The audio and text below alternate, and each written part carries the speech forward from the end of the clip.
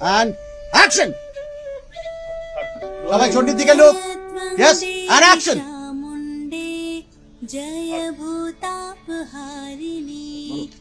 আমরা আজকে ওয়েলকাম জানাবো প্রখ্যাত পরিচালক এবং অভিনেতা শ্রী অনিন্দ্য সরকারকে। এটা আজকে আমাদের সৌভাগ্য যে ওনাকে আমরা পেয়েছি, কারণ যার ফ্রেমে বাংলার বহু বড় বড় অভিনেতা অভিনেত্রীরা ধরা পড়েন, তাকে বোধহয় ফ্রেমবন্দি করার ক্ষমতা আমাদের নেই। যাই হোক, আমাদের এই ক্ষুদ্র ক্ষমতা দিয়েই আমরা চেষ্টা করব আজকে ওনার সম্বন্ধে জানার, আর সেটা শুনবো ওনার মুখ থেকে। সো আসুন আমরা ওয়েলকাম জানাই। ওয়েলকাম অনিন্দ্যদা। আজকে সত্যি কথা, আপনাকে আমরা পেয়েছি, আপনি টাইম দিয়েছেন আমাদেরকে, মানে we are really thankful to you. না, আমার কাছে শুধু আমার মূলধন শুধু সময়টা, জানেন তো, আমার ক্যাপিটাল হচ্ছে টাইম, আর কিছু নেই আমার কাছে। অর্থ নেই, জ্ঞান নেই, বুদ্ধি নেই, কোনো কিছু নেই।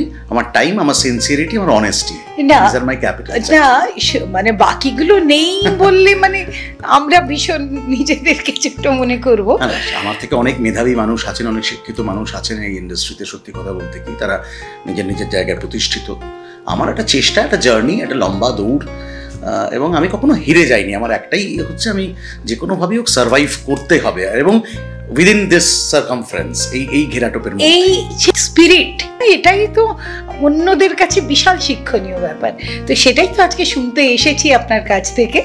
তো আমরা প্রথমেই শুনবো আপনার ছোট্টবেলাটা কেমন ছিল, পড়াশোনা কেমন ছিল, সেই সময়কার বন্ধু বান্ধব, অ্যান্ড আফটার দ্যাট আপনার ওখান থেকে এই যে উত্তরণের পথে হাঁটা আর কি, সেই গল্পটা একটু করে যদি আপনি বলেন আমাদেরকে। এটা তো একটা বিশাল, কি বলবো, মহাকাব্যের মতন প্র্যাকটিক্যালি অনেকটাই। অতটা তো বলা সম্ভব নয়, কিন্তু আর 5টা বাঙালি ছেলেপুলের শৈশব যেমন কাটে সেরকমই ছিল। সেরকমই আমি মধ্যবিত্ত পরিবারের ছেলে, বাবা মা কষ্ট করেই মানুষ করেছেন। আমরা 3 ভাই, আমার দাদা ছিলেন, মানে আছেন এখনো, ইনফ্যাক্ট আমার ভাই আছে।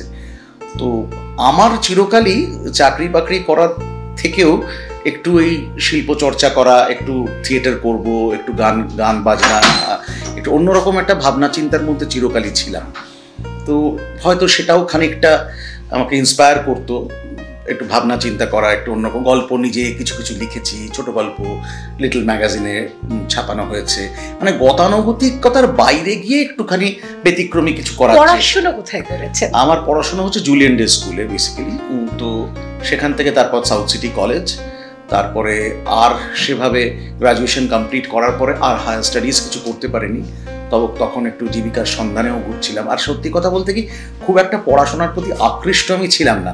আমার বইয়ের পড়া থেকে, মানে পাঠ্য যে বই, সেই পড়ার থেকে আমার বাইরের বই পড়তে বেশি ভালো লাগতো। তো বাবার প্রচুর বইয়ের ভান্ডার ছিল আর কি। আমার বাবাও এই ট্রেডের সঙ্গে যুক্ত ছিলেন। প্রায় 41 বছর ধরুন এই সিনেমা শিল্পে উনি সার্ভ করেছেন, এবং পুরনো বেশ কিছু ছবি, লাল পাথর, মণিহার, মহাশ্বেতা, এসব ছবির সঙ্গে বাবার সহযোগী পরিচালক হিসেবে ছিলেন। মানে রক্তের টানেই এসেছে না বলতে পারা যায়। তো নিশ্চয়ই সেটা অস্বীকার করার কোনো রাস্তাই নেই। কিন্তু রক্তের টান আমাদের বাকি ভাইদের থেকে আমার কাছে এই শিল্পটা আমাকে বেশি টেনেছিল। তো আমি নিজে তখন থিয়েটার করতাম। ইনফ্যাক্ট একটা প্রসঙ্গ তো জানিয়ে রাখি, চৌরঙ্গি বলে যে বিখ্যাত ছবিটি, মানে উত্তম কুমার, শুভেন্দু চট্টোপাধ্যায়, বিশ্বজিৎ বর্মা, সবাই তো বাঙালির একটা খুব গর্বের ছবি। সেই ছবিটা চিত্রনাট্য আমার বাবার করা। আচ্ছা।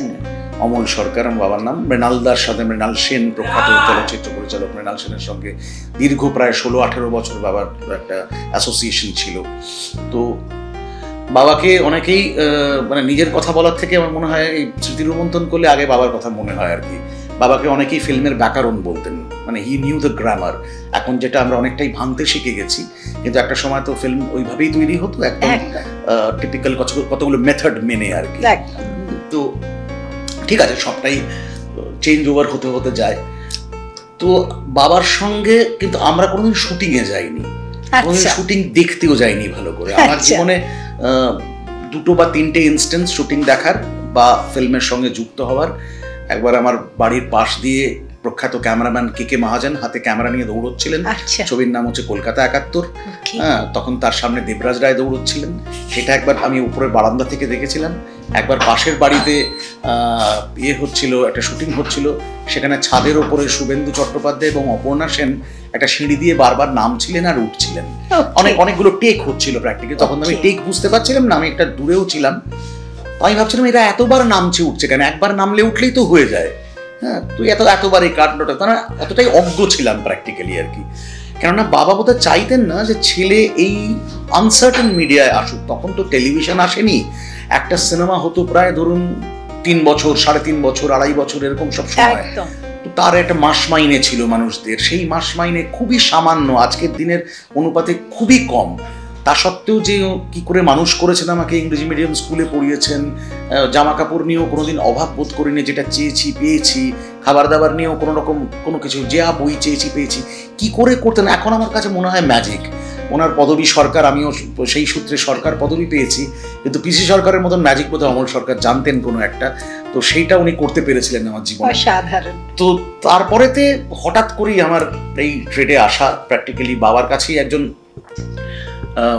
পরিচালক শ্যামল ঘোষ বলেন, উনিও আর নেই পৃথিবীতে। তো উনি এসেছিলেন একটা স্ক্রিপ্ট নিয়ে কারেকশন করাতে, যে আমাদের স্ক্রিপ্টটা লিখেছি, আপনি একটু ব্রাশ আপ করে দিন আমাকে। তো আমার খুব ইচ্ছা হচ্ছিল স্ক্রিপ্টটা বারবার শোনার, চিত্রনাট্য কিরকম হয় সেটা আমার খুব ইচ্ছা করছিল। তার আগে বাবার লেখা একটা বিমল করের গল্পের উপর একটা স্ক্রিপ্ট বাবা করেছিলেন, দ্বন্দ্ব বলে একটা ছবি, সেটা আনফর্চুনেটলি হয়নি, কিন্তু অসাধারণ একটা চিত্রনাট্য। এখনো আমার কাছে পাণ্ডুলিপিটা রয়েছে, অসাধারণ চিত্রনাট্য। মনে হয় না যে ওইটা নিয়ে যদি কাজ করা যায়। টাইম অ্যাহেড, অনেকটা এগিয়ে গেছি আমরা, এই ধরনের বিষয় নিয়ে অনেক কাজ হয়ে গেছে, আর নতুন করে কিছু হবে না। এই যে সম্পর্কের ভাঙন বা হাজব্যান্ড ওয়াইফের একটা দূরত্ব তৈরি হওয়া, হাজব্যান্ড তখন ছিলেন, মানে ওই গল্পে ছিল হাজব্যান্ড একজন প্র্যাকটিক্যালি জুনিয়র আর্টিস্ট, স্ট্রাগল করছেন, স্টুডিও ঘোরেন, ছবি দেন, ইত্যাদি করেন একটা রোলের জন্য, আর ওয়াইফ হচ্ছেন লেখিকা, তার নাম হয়ে যাচ্ছে সাংঘাতিক। এই যে দ্বন্দ্ব, সে নিয়ে অভিমান হয়েছে, হ্যাঁ সবকিছুই সব জায়গাতেই আছে, আরো বহু হয়ে গেছে। তো তখন এই স্ক্রিপ্টটা শোনার জন্য আমি এত মানে ভীষণভাবে আমার ভেতরে আর্থ ছিল, আমি বারবার কোনো একটা বই খোঁজার তাগিদে বা কিছু খোঁজার, আমার কোনো একটা নিজস্ব বিষয় খোঁজার তাগিদে বারবার ঘরটায় ঢুকছিলাম, আবার বেরিয়ে যাচ্ছিলাম, আবার ঢুকছিলাম। আমার কানটা ছিল স্ক্রিপ্টের দিক, মানে ওই চিত্রনাট্য শোনাটা। তো বাবা বোধহয় হঠাৎ করে বুঝতে পারলেন যে আমার তাগিদটা কোথায়। তো উনি আমাকে বললেন যে তোমার তো স্ক্রিপ্টটা শোনাটাই আসল ইচ্ছে, তো বারবার ঢুকছো বেরোচ্ছে, তো বিরক্ত হবেন, এক জায়গায় বসে শোনো। That was enough. একটা কথা বলা, মানে খুব মৃত ভাষী মানুষ ছিলেন, ওই কথাটুকু যথেষ্ট ছিল। আমি আর নড়তে পারিনি, আমি ওখানে বসে গেছিলাম। সবাই স্ক্রিপ্টটা শোনার পরে নিজের সাজেশন দিয়েছিল, আমিও ইগনোরেন্টলি আমার তখন যা জ্ঞান বুদ্ধি বোধ সেইভাবে একটা কথা বলেছিলাম, সেটা আর আজকে মনে নেই আমার এই মুহূর্তে। That was in 1986। তো সবাই খুব বাহবা দিল, এই তো অমলদার ছেলে এখন রক্তে আছে, কি সুন্দর সাজেশন দিল, আমাদের কারোর মাথায় আসেনি। কমল নায়ক ক্যামেরাম্যান ছিলেন, FTI পাস আউট। তারও সুগত সিনহা বলে একজন অ্যাসিস্ট্যান্ট ডিরেক্টর ছিলেন, সুকান্ত ভট্টাচার্য তখন সহকারী পরিচালক, উনিও মৃণালদার ঘরের ইচ্ছুক মানুষ। তো সাজেশনটা সকলে খুব পছন্দ হলো এবং সকলে খুব বাহবা দিল, আমারও বেশ ভালো লাগতে আরম্ভ করলো, বা আমি তো দারুণ ফাটিয়ে দিয়েছি এরকম একটা ভাব। তখনই ভদ্রলোক আমাকে বললেন, তুমি অ্যাসিস্ট করবে? আমি স্বাভাবিকভাবেই আমার নেক্সট লুকটা বাবার দিকে গেল, যে উনি কি বলছেন। আমাকে বললেন যে হ্যাঁ, শ্যামল খুব ভালো ছেলে, ওর সঙ্গে থাকলে কাজটা শিখতে পারবে, তুমি কাজটা করতে পারো, দেখো। সেই আমার শুরু আর কি। 1986 সাল আমার মনে আছে, প্রথম শুটিং করতে যাই বেলেঘাটা সরকার বাড়িতে। আচ্ছা, সে বিরাট গল্প, সেই গল্প শেষ করা যাবে না, চিপ শেষ হয়ে যাবে তার আগে আমার মনে হয়।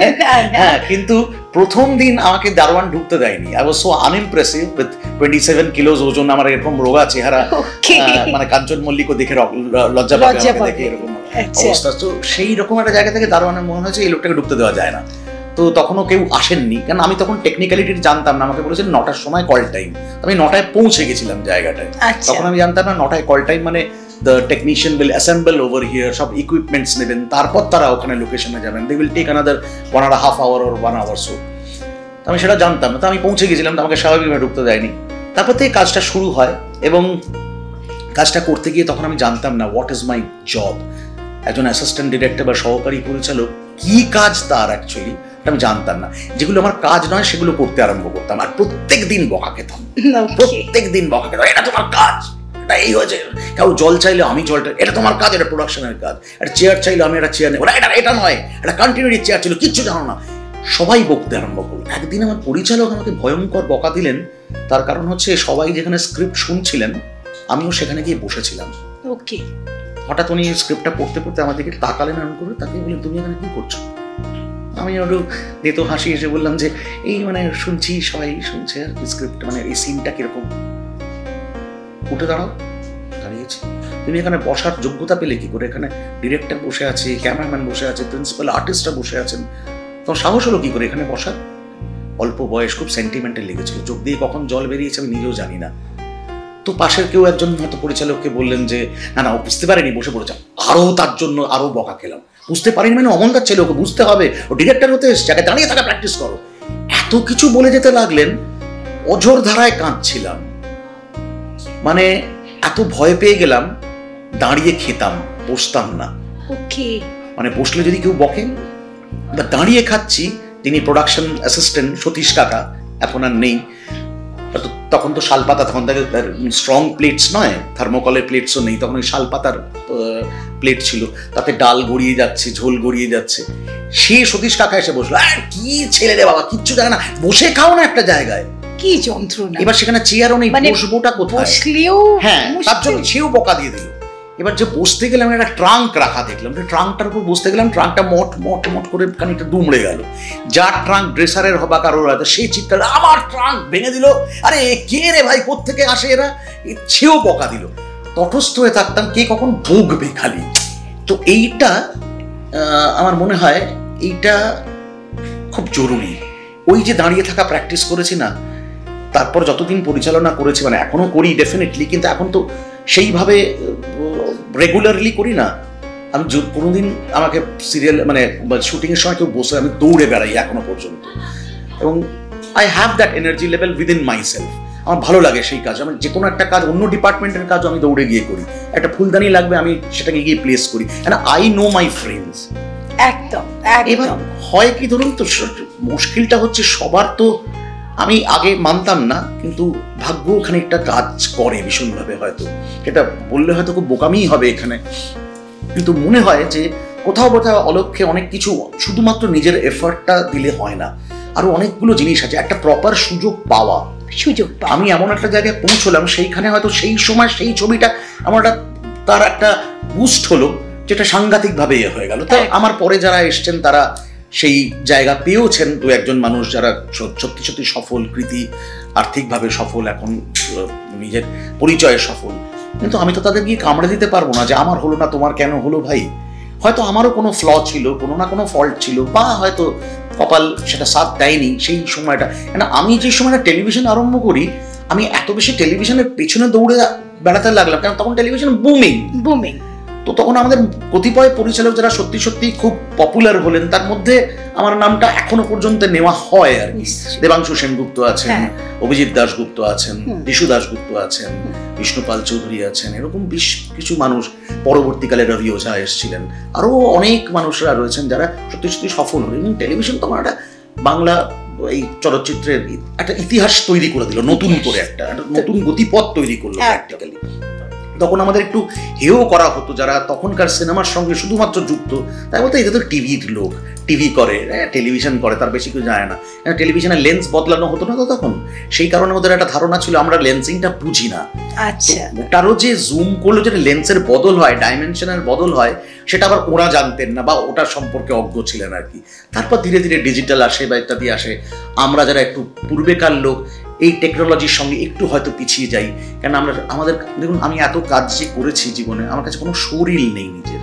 আমি যে মানুষকে দেখাবো যে আমি এই কাজগুলো করেছি, কারণ তখন আমরা প্রিজার্ভ করাতে বিশ্বাসী ছিলাম না। ইন্ডাস্ট্রিটা তখন ছোট ছিল, সবাই সবার গায়ের গন্ধটা পেত। আমি জানতাম ওই স্টুডিওতে কি হচ্ছে, কে শুটিং করছে, আমার কোন সতীর্থ রয়েছে, উনিও জানতেন আমি কি সিরিয়াল করছি। এখন যেমন ব্যাপ্তিটা অনেক কোথায় যে সুদূর প্রসারিত, এখানে বসে আমি জানি বোম্বেতে কি কাজ হচ্ছে, বোম্বের লোকেরা জানে হলিউডে কি কাজ হচ্ছে, সবটাই মানে ডিজিটাল আসার পরে একটা অদ্ভুত রাডিক্যাল একটা চেঞ্জ আরম্ভ হলো। তো তার সঙ্গে কোপ আপ হয়তো আমরা করতে পারিনি, অত বেশি আমরা ওই বিদ্যাটায় মানে পারদর্শী নই, সেই কারণে। তো এইভাবে আসা, প্র্যাকটিক্যালি চাকরি করার জন্য একটা অফার পেয়েছিলাম ভোপালে। আমার পিসমশাই একটা চাকরি দেখে দিয়েছিলেন। আমি বাড়ি থেকে চাকরি করতে যাব ঠিক করে ট্রেন ধরতে আমার খোঁজ পাওয়া গেল না, আমি পালিয়ে গেলাম। কোথায় পালালে? তো বিভিন্ন জায়গায়, বন্ধুর বাড়ি, এর বাড়ি, তার বাড়ি ঘুরে বেড়ালাম সেদিন। সবাই খুঁজছে, ভোপালে পৌঁছে কি জানি, তখন তো মোবাইল নেই, খুঁজে পাওয়াটাও মুশকিল আর কি। সেখানে ফোন করা হয়েছিল, তারপর পুলিশে ফোন করা হয়েছিল। আমি চাকরি করব না, এটা আমার মানে ডিটারমিনেশন। থিয়েটার করতাম, নিজস্ব একটা ছোট্ট দল ছিল, কিন্তু খুব মানে কষ্ট করে থিয়েটার, রাস্তায় বসে পোস্টার লাগিয়েছি, পুলিশের হাতে ধরা পড়েছি, রাস্তায় কি করছো, সেট নিজে বানিয়েছি, হাতে পেরেক ঢুকে গেছে, এসব সমস্ত কিছু করেছি আর কি। যেটা পাইনি আমি তার জন্য কোনো রিগ্রেট করি না। হয়তো সেটা আমার ফোর্টে ছিল না, হয়তো আমার ভাগ্যে নেই, বা আমার ফ্লজের জন্য আমি ব্যাক গিয়ারে রয়েছি আর কি। কিন্তু আমি যেটা পাই সেটা হচ্ছে অদ্ভুত একটা সম্মান পাই ইন্ডাস্ট্রিতে, অদ্ভুত ভালোবাসা পাই। মানে ছোট বড় আপনি স্টুডিও দারোয়ান থেকে আরম্ভ করে স্টুডিও মালিক অব্দি কেউ কিন্তু আমাকে অস্বীকার করে না। আমার মনে হয় এটা আমার কাছে অনেক বড় রিওয়ার্ড দ্যান গেটিং অ্যান কি বলবো মেমেন্টো বা ইত্যাদি, অমুক বিশাল টাকার কোনো একটা পুরস্কার বা ইত্যাদি। হ্যাঁ, কষ্ট তো হয়ই, হয়তো যে যতটুকু পাওয়ার কথা আমি ভেবেছিলাম হয়তো তত দূর পৌঁছতে পারিনি। একটা সময়ের পরে আমি একদম মানে খুব প্রিসাইজলি বলার চেষ্টা করছি, সো দ্যাট দর্শকরাও যারা শুনবেন তারাও যেন কখনো না মনে করেন যে অনেক অনেক কিছু হচ্ছে আর কি, অনেকক্ষণ ধরে কথা হচ্ছে। না, মানুষের সত্যি সত্যি এখন সময়টা নেই। আরো একটা ব্যাপার, মানে এই আজকে যে কথাগুলো আপনার থেকে আমরা জানতে পারছি, আমার মনে হয় না এই কথাগুলোকে কখনো শুনেছে আপনার মুখ থেকে। একদম, আমি ধরুন দু একটা জায়গায় ওয়ার্কশপ করাতে গেছি, তাদের মোটিভেট করতে বা তাদের বুস্ট করতে আমি এই কথাগুলো বলি যে আমি জীবনটা শুরু করেছিলাম ভুল ক্ল্যাপস্টিক দিয়ে। হ্যাঁ, মানে নাম্বার ভুল বলেছিলাম, এবং সেটা যে দেখে বলা যায় সেই ধারণাটা আমার ছিল না। মানে out of tension I was trying to মাগ আপ মাই নাম্বারস, মানে 55/7 টেক 1 এটা আমি মুখস্থ করার চেষ্টা করছিলাম, সেটা দেখেই বলা যায়। তো এতখানি নার্ভাস ছিলাম। তারপর একটা ছবিতে কাজ করতে গিয়ে একটা আমার চিফ অ্যাসিস্ট্যান্ট যিনি ছিলেন উনি অসুস্থ হয়ে পড়াতে একবার সৌমিত্র চট্টোপাধ্যায়ের একটা শট চলছিল, ওর কিউ দেওয়ার দরকার ছিল। তো ডিরেক্টর বলছে আমি কিউ দেবো, শটটা দেখবো কি করে, কি করবো, তখন তো মনিটর সিস্টেম নেই, ক্যামেরাতে দেখতে হচ্ছে, একটু কিন অবজারভেশন করতে হবে। মনিটরে যেমন এখন সবটা দেখা যায়, তখন তো সেই সিস্টেম ছিল না। তো আমি বললাম আমি কিউ দেবো, বলে পারবে? হ্যাঁ। আমি কিউ দেওয়ার পরে সৌমিত্রবাবু শটটা কাট হওয়ার পরে আমার দিকে তাকালেন, আমাকে ডাকলেন, তুমি কে গো? একদম এই কোট আনকোট এইটাই ওনার শব্দ ছিল, তুমি কে গো? আমি অনিন্দ। বলছে হ্যাঁ সে তো বুঝলাম, কিন্তু তুমি কাজ করছো এখানে? হ্যাঁ আমি নতুন কাজ করছি, আমি এখনো অবজারভার। তা আমার বাবার সঙ্গে বোধহয় আপনার পরিচয় আছে না? আমার নাম অমল সরকার। তুমি অমলবাবুর ছেলে, কি করো? আর আমি থিয়েটার করি। ওই জন্যই এই বাপি মানে ডিরেক্টরকে ডাকলেন, ডেকে বলেন যে এখন থেকে পুরো ছবিতে যা কিউ হবে অনিন্দ দেবে, এবং অনিন্দর কিউতে আমার অ্যাক্টিংটা খুব এনহ্যান্সড হয়েছে। তো এটা আমার কাছে জীবনের সব থেকে বড় পাওনা। সৌমিত্র চট্টোপাধ্যায় বলছেন ওনার এক অভিনয় নাকি আমার কিউয়ের জন্য এনহ্যান্সড হয়েছে, এর থেকে বড় কিছু হতে পারে না আর কি। তারপর তো দীর্ঘদিন ওনার সঙ্গে অন্য কাজ করেছি, খুব কর্ডিয়াল একটা সম্পর্ক ছিল, খুব একটা ইনফর্মাল সম্পর্ক, ভীষণ আন্তরিক একটা জায়গায়। মানে এমন একটা সময় হয়েছে আমি ফ্লোরে না থাকলে উনি শট দেবেন না, তখন আমি ক্যামেরা নিজে অপারেট করি।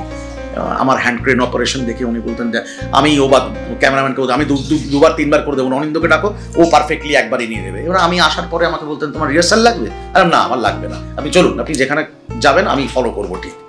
তো হি ওয়াজ কনফিডেন্ট অ্যাবাউট মি। তো এরকম ধরনের বিভিন্ন এক্সপিরিয়েন্স আছে, বলে শেষ করা যাবে না। এত বড় ধরুন 37টা বছর হয়ে গেল ইন্ডাস্ট্রিতে, তো এক্সপিরিয়েন্স তো সত্যিই আছে। বিভিন্ন মানুষের সঙ্গে কাজ করেছি, নতুন পুরনো সবার সাথে বিভিন্ন রকম ভালোবাসা পেয়েছি। এই যে আজকে আপনারা যেখানে এসছেন NT1 স্টুডিও, আমরা এখানে হরগৌরী পাইস হোটেলের শুটিং হয়, আমরা এটা ছেলেদের মেকআপ রুম, তা আমরা প্রায় 6-7 জন এই ঘরে বসি একসাথে। আমরা এত এনজয় করি, প্রত্যেকটা মুহূর্তকে আমরা জীবন্ত করে তুলি একদম। কারণ রোজ মেগা সিরিয়াল করাটা না খুব টায়ারিং একটা ফ্যাক্টর, রোজ যে কোনো কাজ করাটা একটা টায়ারিং। কিন্তু সেইখানে আমরা এখানে কত যে কি হয় না ভাবতে পারা যায়। এখানে ক্রিকেট খেলা হয়, ইয়ার্কি ঠাট্টা, মানে বয়সের কোনো বার নেই। মানে এমন নয় যে আমার 60 বছর বয়স, যে ছেলেটি 24 বছর বয়স সে আমার বন্ধু, হ্যাঁ সেটা, এবং সেও ফিল করে যে অনিন্দদা আমার বন্ধু। তো এইটা আমাদের কাছে, এই যে ছোট্ট মেয়েটি ওখানে বসে আছে সেও আমাদের বন্ধু। হ্যাঁ, একদম এইটা আমরা এই ব্যারিয়ারটা রাখি না। এই ব্যারিয়ারটা দেখে কাজ করা যাবে না কখন। আমি 86 থেকে প্রায় ধরুন 95 অব্দি, মাঝখানে 3টে বছর 92 থেকে আই ওয়াজ ইন চেন্নাই, মানে তখন তো ম্যাড্রাস ছিল নাম। আমি ওদের ওখানে বেশ কিছু মানে প্রডিউসারদের সঙ্গে কাজ করেছি অ্যাজ অ্যাসোসিয়েট ডিরেক্টর, প্রায় 6টা বাংলা ওড়িয়া ছবি করেছি, এবং সেখানে I was only Bengali technician, আর কেউ ছিল না। এখান থেকে ধরুন প্রসেনজিৎ চ্যাটার্জি, ঋতুপর্ণা সেনগুপ্ত থেকে আরম্ভ করে সমস্ত আর্টিস্ট, রচনা ব্যানার্জি, ধরুন আপনার বিপ্লব চট্টোপাধ্যায়, সুভাষিস মুখার্জি, খরাজ মুখার্জি, প্রত্যেকটা মানুষের সঙ্গে মানে আমারই ইন্টারাকশন। কারণ ওরা যেহেতু ভাষাটা বুঝতো না, আমার সবাইকে নিয়ে যাওয়া থেকে ছবি রিলিজ করা অব্দি দায়িত্ব। বিজলি সিনেমায় কার্বন চেঞ্জ করেছি, তখন তো প্রজেক্টর দিয়ে কার্বন চেঞ্জ করেছে, স্ক্রিন যখন ডার্ক হয়ে আসে লোকে চিৎকার করে কেন ব্রাইটার ব্রাইটার লাউডার, অমুক, তো কার্বন চেঞ্জ করেছি, এরকমও দিন গেছে।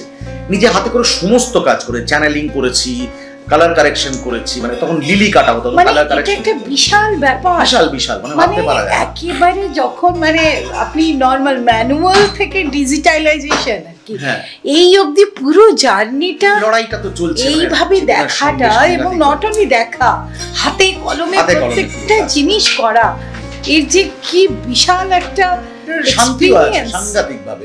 এটা আমার কাছে একটা অন্যরকম, ধরুন মানে এটা নিজেকেও একটা অদ্ভুত শান্তি দেয় আর কি। তো সবটা মিলিয়ে তারপর একটা সময় যখন দেখলাম যে এটা হয়তো একটু বিতর্কিত শোনাতে পারে, যে এখন যা সিরিয়াল হয় সমস্তটা চ্যানেল তার মতন করে, ইটস অবভিয়াস, কেননা ইটস দেয়ার প্রোডাক্ট এবং কর্পোরেট স্ট্রাকচার তাই যে আমার প্রোডাক্ট আমি যেভাবে ইচ্ছা করব, যেভাবে আমি চাইবো সেভাবেই হবে। তো সেইটা করার ক্ষেত্রে যখন আমাদের সঙ্গে, তখন আমাদের যারা পুরনো ধ্যান ধারণায় একটু বিশ্বাসী বা পুরনো স্কুলিংয়ে বিশ্বাসী, তাদের সঙ্গে একটা সংঘাত লাগতে লাগলো। কেননা আমি অন্য ডিকটেশন কেন মানবো? বাইরে থেকে কেউ বলবেন তুমি শটটা এভাবে নাও, এটা এরকম করো, এটা দিন করো, এটা রাত করো, আমি সেটা কেন মানবো? তাহলে তুমি আমাকে নিয়েছো কেন? এখানে সংঘাত বাড়তে লাগলো। তখন দেখলাম যে আমাকে তো এই ঘেরাটোপের মধ্যেই বাঁচতে হবে। আমি তো বাইরে কিচ্ছু জানি না, আমি নিজের গাড়ি ড্রাইভ করতে জানি না, আমি বাড়ির একটা ফিউজও লাগাতে জানি না, তার জন্য আমার মিস্ত্রি ডাকতে হয়। তো তখন আমি দেখলাম যে কি করব। তখন আমি অভিনয়ে শিফট করলাম, যেহেতু থিয়েটারের একটা নিজস্ব ইয়ে ছিল আর কি, বুৎপত্তি ছিল সেইভাবে। তো সেই জায়গা থেকে অভিনয় করতে পারলাম। এখন আমি ভীষণ প্রথমে এটা মানে আমি ওরকমভাবে সংজ্ঞা দিই যে direction is my passion and acting is my fashion. এখন সেটা না ভালোবাসায় পরিণত হয়েছে। এখন কন্ট্রিবিউট করতে চাই, যে অভিনয় আমাকে চরিত্র দেওয়া হলে আমি নিজের মতো আর কি করতে পারি, শুধু বলে দেওয়া নয়, তার বাইরে যদি আর কি হতে পারে আর কি, সেটা ভীষণ ভালো লাগা থেকে কাজ করে। এখন লোকের কাছে বলি আমাকে একটা সুযোগ দাও, একটা অন্যরকম চরিত্র আমি করি। বেশ কিছু কাজ করেছি, ভালো লাগছে, আরো কাজ নিশ্চয়ই আগামী দিনে করব। একদম, আমরা তো সবসময় মানে আপনাকে মানে আরো বহু রকমের আর কি দেখতে চাইছি আর কি, সে তো আছেই। আর তারপরে এই যে এখন কাজ শুরু হলো, যা কিছু আপনি স্টার্ট করে দিয়েছেন, ভালো করে কাজ করছেন, বৌদির সঙ্গে দেখা হলো কি করে, মানে কিভাবে বৌদির সঙ্গে দেখা হলো? এটা একদম অন্য ফেজ কমপ্লিটলি। মানুষের জীবনটা তো পুরোটা জুড়ে, ওনাকে ছেড়ে তো আজকে সেই মানুষটা নেই, কিন্তু আমার সবসময় বিশ্বাস যে তিনি আমার সঙ্গে সারা জীবন থাকবেন এবং আছেন বটেই আর কি। আমি যা কিছু করি আমার কিন্তু শক্তিটা আমার স্ত্রী। মানে আমি ইনফ্যাক্ট একদম ফ্র্যাঙ্কলি বলি, আমি বাইরে যদি কোনো সম্পর্কও কারোর সঙ্গে হয়ে থাকে সেটা আমার স্ত্রী জানতেন। মানে আমি এতখানি তিনি আমাকে বিশ্বাস, উনি আমাকে এটা বলতেন যে তুমি একজন মানুষ, যে তোমার একটা ফ্ল্যামবয়েন্স আছে, তোমার একটা কালারফুলনেস আছে, তোমার মধ্যে হয়তো সুপ্ত কিছু ভালোবাসা থাকতে পারে যেটা হয়তো সবটা পরিপূর্ণ হয়নি, তো সেটা তুমি অন্য জায়গায় নিশ্চয়ই শেয়ার করতে পারো, কিন্তু তুমি কোনো ট্রাবলটা বাড়ি অব্দি এনো না। বাড়িটা তোমার একটা অদ্ভুত শান্তির জায়গা, সেটা অব্দি এনো না। Don't disturb us, otherwise you can do whatever you like. এটা কোন স্ত্রী বলবেন? এতখানি যিনি অ্যাকোমোডেট করতেন আমাকে, সেই মানুষটা তো আমাকে মানে তাকে আমি হারিয়ে সত্যি সত্যি আমি খুব বিপদেই পড়েছি। এখন মানে একটা অদ্ভুত একা হয়ে যাবার ব্যাপার তো রয়েছে। মেয়ে এই মুহূর্তে থাকে ক্যানাডায়, সে তার পড়াশোনা করতে গেছে মাস্টার, এবং ওর মায়ের এবং ওর দুজনেরই ইচ্ছা ছিল যে ও বিদেশে পড়াশোনা করবে, সেই জন্য আমি ওকে আটকাইনি। কেননা ডাউন দ্য লাইন ধরুন 10 বছর পরে হলে আমার মেয়ের তো একবার মনে হতে পারে যে বাবার জন্য, বাবাকে দেখভাল করার জন্য আমার ক্যারিয়ারটা আমি তৈরি করতে পারলাম না, আমি অন্যভাবে ভেবেছিলাম। সেই কমপ্লেনটা কেন হতে দেবো আমার সন্তানের? তো আমি চাইবো ও ভালো থাকুক সুন্দর করে। হয়তো কোনো একটা সময় যদি ও সেটেল করে যায়, কোনো একটা সময় যদি মনে হয় যে আর ভাল লাগছে না এখানে, তখন হয়তো ওর কাছে গিয়ে থাকবো, যে কদিন ফ্যাগ এন্ড অফ মাই লাইফ যদি থাকি আর কি। আপনাদের লাভ ম্যারেজ ছিল না অ্যারেঞ্জ ম্যারেজ ছিল? খুব মুশকিলের। অ্যাকচুয়ালি ভালোবাসা না ওইভাবে তো হয় না যে কাউকে দেখে ভালো লাগলো বা প্রেমপত্র দিলাম বা তাকে দুটো মেসেজ করলাম, ভালোবাসা তৈরি হলো আর চারটে। এখন তো ইমোজিতেও ভালোবাসা। হ্যাঁ, অ্যাকচুয়ালি আমার স্ত্রী, আমার একজন প্রেমিকা ছিলেন আগে। হ্যাঁ, ওকে। আমার স্ত্রী ছিলেন, আচ্ছা, আমার প্রেমিকা এবং আমার মাধ্যম। মানে ইটস ভেরি ইন্টারেস্টিং। এটা নিয়ে সিনেমা করা যায়। ওকে, হ্যাঁ। আমার স্ত্রী ছিলেন আমাদের দুজনের মাধ্যম। আমরা প্রেম করতে বেরোতাম, উনি পেছন পেছন হাঁটতেন। ওকে। একটা সময় তার বিয়ে হয়ে যায়। আচ্ছা। I was little depressed. তো প্রসঙ্গত জানিয়ে রাখি, both of them were non Bengali speaking. Okay. তো আমি তখন ভীষণ ডিপ্রেসড হয়ে যাই। তো তারপরেতে আমার যিনি স্ত্রী প্রীতি, সে আমাকে পুরো সাপোর্টটা দেয়, মেন্টাল সাপোর্ট ইত্যাদি, অমুক তমুক। ইনফ্যাক্ট আমার ব্যাগ গুছিয়ে দেওয়া, যখন বাইরে যাই অমুক তমুক, টাকা পয়সা লাগলে সেটা পাঠিয়ে দেওয়া, সমস্ত কিছু। আর প্রচণ্ড কেয়ারফুল একজন মানুষ। এরপর আসে সেকেন্ড ফেজ। স্বাভাবিকভাবেই তিনি একটা পরিবারের বড় মেয়ে এবং তাদের একটা অর্থোডক্স ফ্যামিলি, নন বেঙ্গলি ফ্যামিলি, ব্যবসাদার ফ্যামিলি। তার নিজের বিয়ে ঠিক হয়। ওকে। তখন আমি সেকেন্ড টাইম ভেঙে পড়ি এবং আমি তখন বলি যে একজন তো চলে গেছে, তুমিও চলে যাবে। এই কথাটা আমার মনে হয় আমার স্ত্রী প্রচণ্ডভাবে রিয়্যাক্ট করেন এবং তিনি বলেন, আর ইউ সিরিয়াস? তখন বলি যে তোমার কি মনে হয়েছে এতদিন আমি সিরিয়াস ছিলাম না? যেরকম করে আর পাঁচজন বলেন আর কি, সেরকম আমার একটা হিরোইক অ্যাপ্রোচ ছিল আর কি, সেরকম ভাবেই বলেছিলাম। ওকে। তখন she proposed me, rather she proposed me, will you marry me? Okay. It was from the other side. Generally ছেলেরা করে এটা। তখন আমার কাছে আর কোনো রকম ছিল, আমি সেকেন্ড টাইম আর ভাবিনি। I thought যে she is the right person to get married। এবং আমরা বিয়ে করেছিলাম এক রাতের নোটিসে।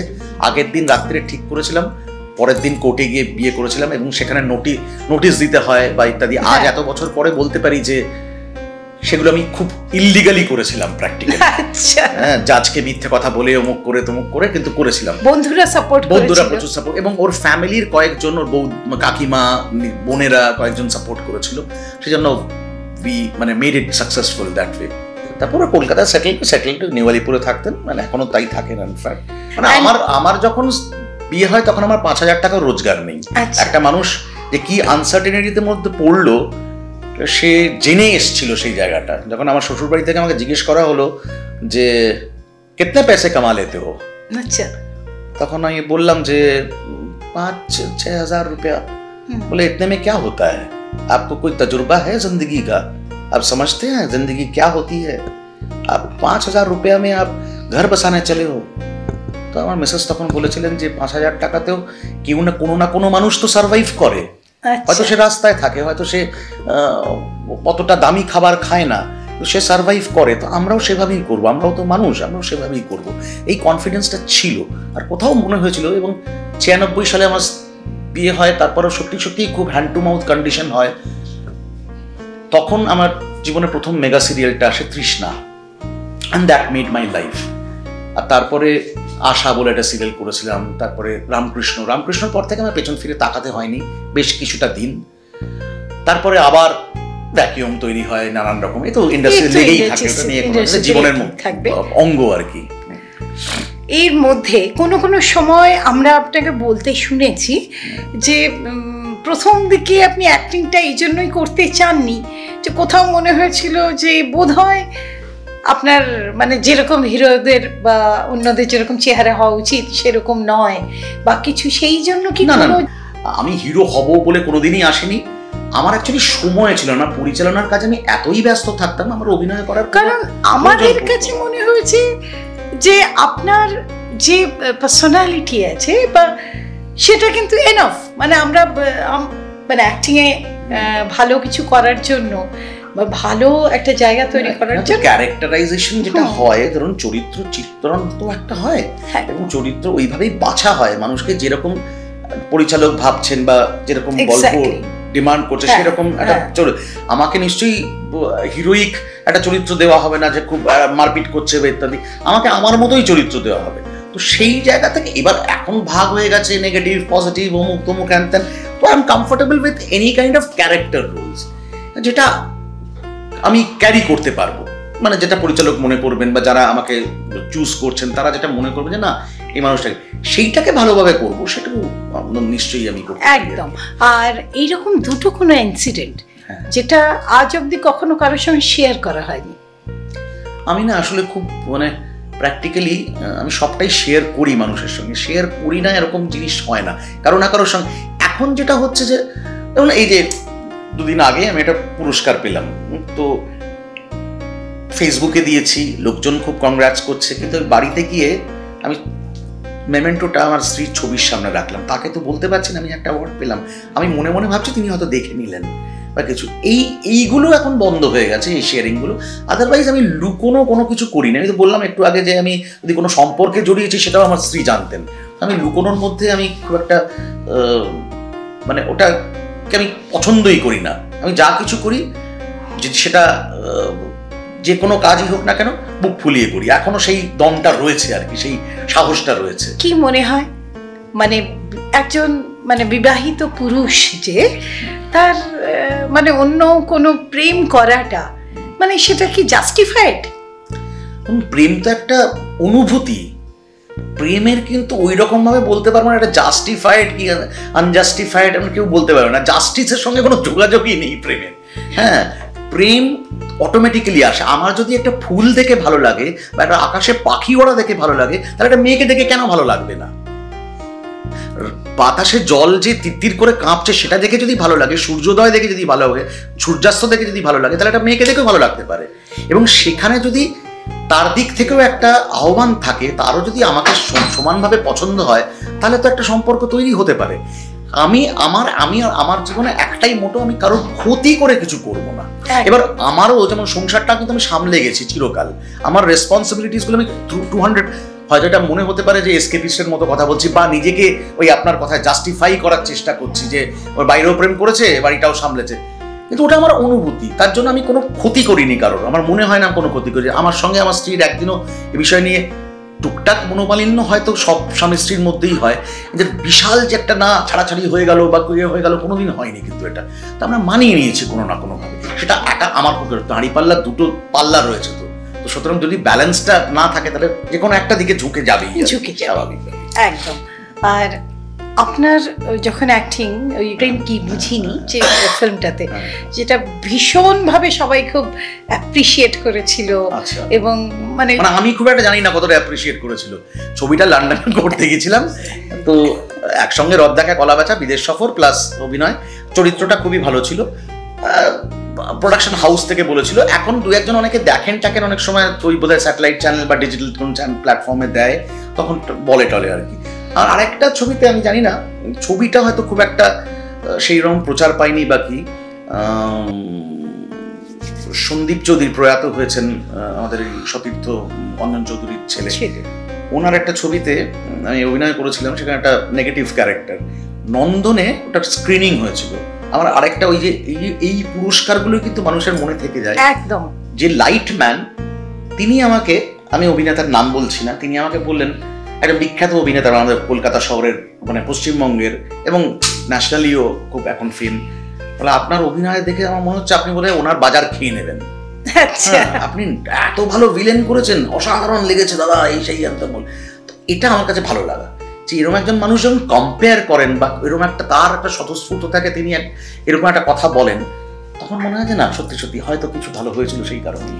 আপনার কাছে কোন চরিত্রটা এখনো পর্যন্ত করতে মানে সব থেকে বেশি ভালো লেগেছে? যেটা হয়ে গেছে সেটা নিয়ে আর ভাবি না, যেটা হবে, যেটা হচ্ছে সেটা নিয়ে সারাক্ষণ ভাবছি, আর যেটা হবে সেটার জন্য লোভ রয়েছে সাংঘাতিকভাবে। সব চরিত্রই ভালো, সেটা নিয়ে কোনো রকম ইয়ে নেই। এর আগে একটা চরিত্র আমি করেছিলাম, সেটাও সিরিয়ালে, সেটা হচ্ছে তুমি আসবে বলে। সেখানে একটা খুব ডিফিকাল্ট ক্যারেক্টার ছিল, I was on wheel chair, এবং আমার স্ত্রী আমাকে ইনজেক্ট করতেন আর কি, ওই এবং নার্ভাস ব্রেকডাউন হতো আমার একটা। তো সেরকম একটা চরিত্র, যেটা পাগল নয় অথচ তার একটা মেন্টাল ইমব্যালেন্স রয়েছে। তো দ্যাট ওয়াজ রিয়েলি গুড, সেটা আমাকে খুব পপুলারিটি দিয়েছিল ভীষণভাবে, এবং সেই চরিত্রটা নিয়ে এখনও মানুষজন প্রচুর কিছু বলেন। এবং অনেকে হয়তো সিরিয়ালটার নাম জানেন না, তখন বলেন ওই যে রাহুলের সিরিয়াল, রাহুল মানে হচ্ছে অরুণোদয়, সে এখানেও আমার বড় ছেলে, ওখানেও আমার ছেলে ছিল, তো বলে রাহুলের সিরিয়ালটা। তো মানুষ তো সবসময় নাম ভুলে যায়, সিরিয়াল এত সিরিয়াল হচ্ছে আমরা নাম মনে রাখতে পারি। এইবার তো আপনি অ্যাওয়ার্ডও পেলেন হরগৌরী বাইস হোটেলের জন্য। আমি শুধু একা নই, আমার যিনি অন স্ক্রিন ওয়াইফ তিনিও পেয়েছেন। আর লাস্টে শুধু এটাই জানতে চাইবো, আপনার এমনি রোল মডেল কে ছিলেন সারা জীবনে? কাকে আপনার রোল মডেল মনে হয়েছে? এক একটা ফেজে এক একটা ডিপার্টমেন্ট এক একজন। সত্যজিৎ রায় তো সবাই দেখেছেন, আবার অমিতাভ বচ্চনও সবাই জানেন। তো বিভিন্ন রকম ভাবে রোল মডেল সেই অর্থে কি ওরকম ভাবে নয়, কিন্তু প্রত্যেকের কাজ যেটা ভালো, আমি খাইনা রাজহাঁসের মতন, তাই তো ওই দুধটুকু খেতে ভালোবাসি। হ্যাঁ, তো সেইটা যার যার যেটুকু ভালো, বিভিন্ন পরিচালকদের সঙ্গে কাজ করি, তার যেটা ভালো লেগেছে তার থেকে সেটা নিই। কারো ট্রলি টাইমিং ভালো, কারো তো লেন্সিং ভালো, কারো তো লাইট সেন্স খুব ভালো। সেরকম ভাবে অভিনয় দেখে দেখে যাদের অভিনয় নতুন পুরনো যাই হোক না কেন, চেষ্টা করি সেগুলো যদি কোনো জায়গায় অ্যাপ্লাই করা যায়, ইমপ্লিমেন্ট করা যায় সেই রকম ভাবে। ওই অর্থে রোল মডেল কিনা তো ন্যাচারালি বাবার কথা বললাম, তো ন্যাচারালি সেটা তো একটা ফ্যাক্টর রয়েছে। সেটা বিভিন্ন যারা পরিচালকদের সঙ্গে কাজ করেছে প্রত্যেকেই আমার সেই অর্থে রোল মডেল। এরপরে আপনার কাছ থেকে নতুন আমরা কি পেতে চলেছি? ওয়েব সিরিজ বা অ্যানাদার কোনো? একটা ওয়েব সিরিজ করার কথা চলছে, সেটা হয়তো এই মাসেই হবে আর কি, মানে সামনের মাসে হবে। আর এছাড়া সিরিয়াল ইত্যাদি করব। ছবির জন্য খুব চেষ্টা করছি, সেটা যদি হয়ে যায় তাহলে সব থেকে ভালো। আমাদের শুভেচ্ছা রইল। ফেভারিট হলিডে ডেস্টিনেশন কি? সুইজারল্যান্ড। দারুণ দারুণ, সত্যি বোধহয় এটাই হওয়া উচিত। আর কলকাতাকে কেন ভালো লাগে? কলকাতা তো প্রাণ, হার্ট থ্রবিং। কলকাতার স্পন্দন আছে, কলকাতায় উষ্ণতা আছে, কলকাতায় সবকিছু আছে যেটা অন্য জায়গায় নেই। একদম সত্যিই তাই। আজ অব্দি তো বহু অ্যাওয়ার্ড পেয়েছেন। কোন অ্যাওয়ার্ড, প্রথম কোন অ্যাওয়ার্ড যেটা আপনাকে আপ্লুত করেছিল? সব রকম পুরস্কারই, যে কটা কাজ করেছি বা পুরস্কৃত হয়েছি, রামকৃষ্ণের জন্য আমি একটা পুরস্কার পেয়েছিলাম, সেটা আমার কাছে খুবই একটা মনে রাখার মতো। কেন ওই রকম একটা সাবজেক্ট আমি করতে পারবো আমার নিজেরই বিশ্বাস ছিল না প্র্যাকটিক্যালি। তখন আমার আরো কম বয়স, অতখানি গভীর একটা সাবজেক্ট আমি মানে হ্যান্ডেল করতে পারবো, তো সেটার জন্য পুরস্কৃত হওয়াতে সত্যি আমার ভালো লেগেছে। আগামী 2 বছরে কি প্ল্যানিং আছে অ্যাক্টিং নিয়ে? জানি না কিছু, এখন কোনো প্ল্যান করে কিছু করি না। থিয়েটার করার একটা ইচ্ছা রয়েছে, এখন ভীষণভাবে থিয়েটার করার একটা ইচ্ছা রয়েছে, সেটা একটা অন্যরকম ইয়ে। আর বাকি সিনেমা সিরিয়াল যেরকম চলছে ওগুলোতে যেরকম আসবে। তবে নিজে ছবি করার একটা প্ল্যান করছি, 2-4টে সাবজেক্টও রেডি হয়েছে, এবং এবার প্রযোজক পেলে তখন দেখা যাবে কি হবে। আমরা ভীষণভাবে অপেক্ষায় রইলাম। ভীষণ ভালো থাকুন, এই সামনের দিনগুলো ভীষণ ভালো কাটুক। ডি র্যাডিক্সের তরফ থেকে অনেক অনেক শুভেচ্ছা রইল। ভীষণ ভালো থাকুন। আপনারা ভালো থাকবেন। ধন্যবাদ সকলকে। জীবনের স্বপ্নে আনন্দের ফেরিওয়ালা।